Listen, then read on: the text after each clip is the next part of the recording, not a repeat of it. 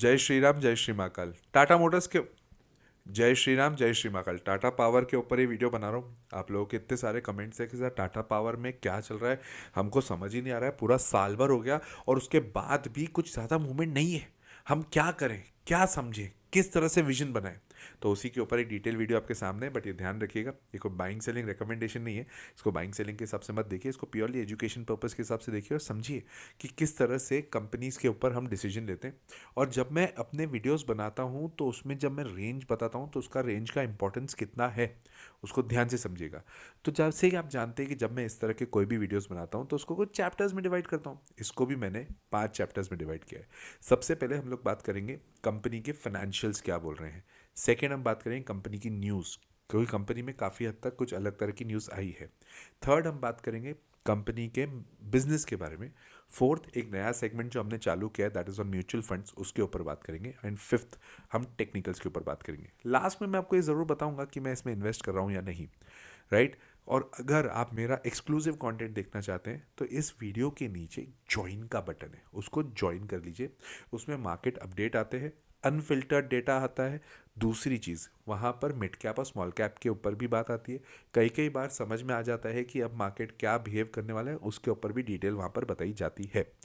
हफ्ते में 2 या 3 videos depending on the news and depending on the companies जिसके ऊपर हमें फोकस करना है, वो सारी चीज़ें उसमें दिखाई जाती है, right. So let us begin with the first chapter, that is financials of the company.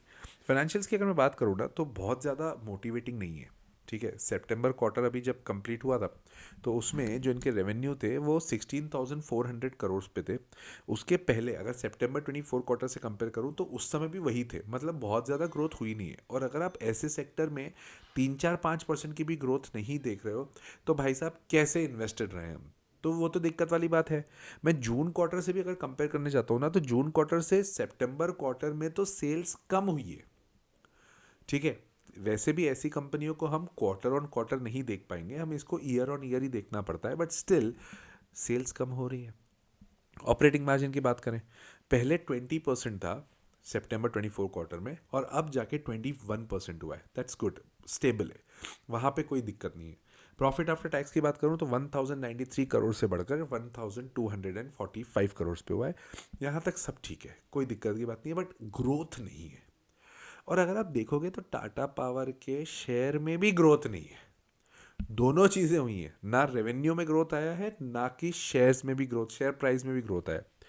Promoters के पास 47% पे है तो वो स्टेबल है। एफ आई आई 10% पे, तबीयत थोड़ी सी गड़बड़ है तो थोड़ा बहुत आवाज़ ऊपर नीचे हो सकता है। एफ आई आई 10% पे स्टेबल है। डी आई आई 17% पे है और पब्लिक के पास 23% है। जब पब्लिक के पास 25% से कम होता है ना तो ये एक पॉजिटिव बात होती है शेयर्स के फंडामेंटल्स को देखने के लिए, राइट। वैल्यूएशन पे आ जाते हैं। प्राइस अर्निंग रेशियो 24 पे है और इंडस्ट्री का एवरेज 28 पे है। गुड।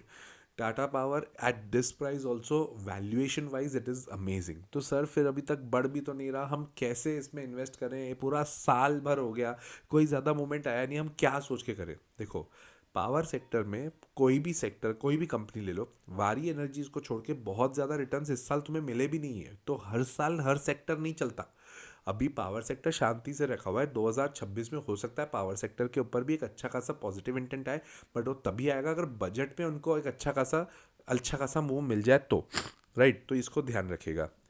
रही बात अदानी पावर की, अगर मैं बात करूँ ना, अगर मैं मार्केट कैपिटलाइजेशन से बात करूँ, अदानी पावर 275 लाख करोड़ का है, हो गया है, और यहाँ पे 2.75 लाख करोड़ का है और यहाँ पे इसका 1.21 है।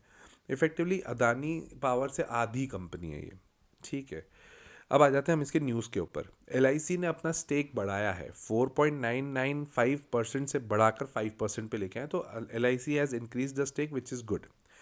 दूसरी न्यूज़ एक इंपॉर्टेंट थी, 2000 करोड़ का ये एनसीडी लाना चाह रहे हैं, मतलब ये एक प्राइवेट प्लेसमेंट करना चाह रहे हैं, अपने ही शेयर होल्डर्स को थोड़े और शेयर्स देना चाह रहे हैं, फंड रेज करना चाह रहे हैं।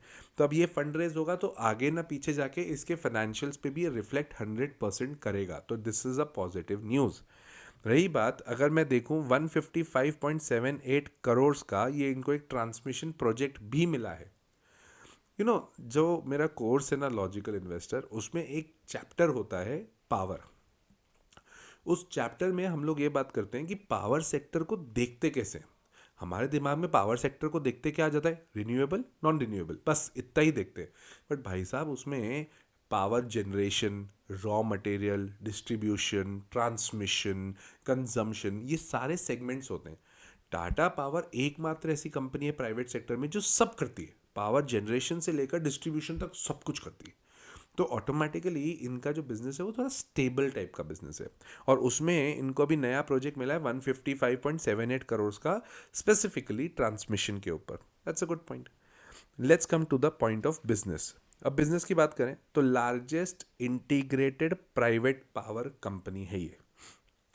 प्राइवेट पावर कंपनी जो जनरेशन में भी है, ट्रांसमिशन में, डिस्ट्रीब्यूशन में, ट्रेडिंग में है, रिन्यूएबल एनर्जी में, सब में। मैं एक्चुअली अभी रिसेंटली किसी के घर के कंस्ट्रक्शन को देख रहा था, तो मैंने उनसे पूछा आप सोलर लगा रहे हो क्या? तो उन्होंने बोला हाँ हम सोलर लगा रहे हैं। तो मैंने कौन सा लगाओगे? तो उन्होंने बोला हमारे पास 3 ऑप्शन है, एक अदानी का है, दूसरा टाटा का है और तीसरा वारी का है। मेजॉरिटी ऑफ द पीपल जो नॉर्मल इंडियंस की अगर मैं बात करूँ, they are actually planning to go for Tata power. वो टाटा का भरोसा भी है, वो भी एक फ़र्क पड़ता है। कैपेसिटी इनके पास 13,515 मेगावाट्स की है, जिसमें से 4,655 मेगावाट्स क्लीन एंड ग्रीन पे है। ये एक्चुअली शिफ्ट करते जा रहे हैं टोटल मिला के। और ये लॉजिस्टिक्स में भी काम कर रहे हैं, सोलर पीवी का मैंने अभी आपको बता दिया, कोल माइनिंग का भी काम कर रहे हैं। तो इफेक्टिवली कंपनी काफ़ी बड़ी है। बिजनेस वाइज इसके ऊपर क्या ही क्वेश्चन करोगे। तो इफेक्टिवली हाँ, ये अलग बात है कि कंपनी कितना मूव कर रही है, कितना पॉजिटिव इंटेंट पे जा रही है, वो एक questionable matter as of now है। म्यूचुअल फंड्स की बात करते हैं। कोटक आर्बिट्रेज ने यहाँ पर 2.5% से अपनी होल्डिंग कम करी है। आईसीआईसीआई प्रूडेंशियल फ्लैट रहा है, एक्सिस ने भी कम करी है, एचडीएफसी ने भी कम करी है। जब म्यूचुअल फंड्स कम करते हैं ना अपनी होल्डिंग, तो ये बहुत ज़्यादा पॉजिटिव नहीं होता, इनफैक्ट ये नेगेटिव होता है। बिजनेस वाइज पॉजिटिव है, फाइनेंशियल वाइज ओके है, म्यूचुअल फंड वाइज बेच रहे हैं। तो फिर इसका डिसीजन फिर कैसे लिया जाए? टेक्निकल्स पे आते हैं। आपको मैं करीब करीब, अब तो साल भर हो गया, साल भर से कह रहा हूँ टाटा पावर की एक रेंज है 370 से 420 के बीच में, इफेक्टिवली 15% की ये रेंज है, उसी में ही घूम रहा है। ना उससे आगे बढ़ रहा है ना उससे नीचे बढ़ रहा है। दुखी कर दिया है सबको भाई, सबको दुखी कर दिया। इनफैक्ट लास्ट ईयर जनवरी 24 से मैं अगर अभी जनवरी 25 से दिसंबर 25 तक देखूं, तो 370 से 420 का मूवमेंट ही है।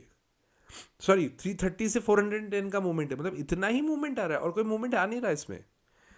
तो अब देखो ये ब्रैकेट जो बन गया है 370 से 420 के बीच का, एक तो ये ब्रैकेट है, अगर वो टूटता है तो 330 से लेके 410 का ब्रैकेट है। इन शॉर्ट, जब तक 420 के ऊपर कन्विंसिंगली नहीं जाता है तब तक हम उसमें पॉजिटिव इंटेंट नहीं शो कर पाएंगे। मैं इन्वेस्टेड हूं या नहीं? No, I am not invested as of now. पहले मेरे पास छोटी क्वांटिटी थी, अभी बहुत छोटी क्वांटिटी है, वो नेग्लिजिबल क्वांटिटी है। मैं उसमें आपको बोलूंगा मैं इन्वेस्टेड हूँ तो मैं आपके साथ ही गलत बोल रहा हूँ। तो मैं इन्वेस्टेड नहीं हूँ। क्या मैं आगे इन्वेस्ट करने की कोशिश करूँगा? हाँ, अगर एक डिप आता है तो I will add some Tata power, क्योंकि बिजनेस वाइज अच्छा है, फाइनेंशियल्स भी ठीक है। और 420 के ऊपर क्या, तो definitely that will be my call. ये कोई बाइंग सेलिंग रिकमेंडेशन नहीं है, आपको अपना डिसीजन अपने हिसाब से लेना है। हाँ, अगर आपको कोर्स ज्वाइन करना है तो द लॉजिकल इन्वेस्टर, आपको कॉन्टैक्ट नंबर अभी स्क्रीन पर दिख जाएगा, उस पर आप कॉल करिए, अपने आप को रजिस्टर कराइए। इट्स अ वीकेंड क्लास जो सैटरडे नाइट और संडे आफ्टरनून की रहती है, और वहाँ पे मैं लाइव पढ़ाता हूँ। लाइव हम लोग फंडामेंटल, टेक्निकल एनालिसिस दोनों के ऊपर बात करते हैं, वर्ल्ड इकोनॉमी के ऊपर बात करते हैं, मैं आपसे डायरेक्टली बात भी करता हूँ, बैच साइज छोटा लेता हूँ। तो ये सारी चीज़ें हम लोग उसमें करते हैं, राइट। और अगर वीडियो अच्छा लग गया तो लाइक कर दो यार, सब्सक्राइब कर दो चैनल, और शेयर करना अपने दोस्तों के साथ। कमेंट करके बताना और कौन सी कंपनी में डिटेल वीडियो चाहिए, मैं ज़रूर बनाऊंगा। टिल देन, जय श्री राम, जय श्री महाकाल।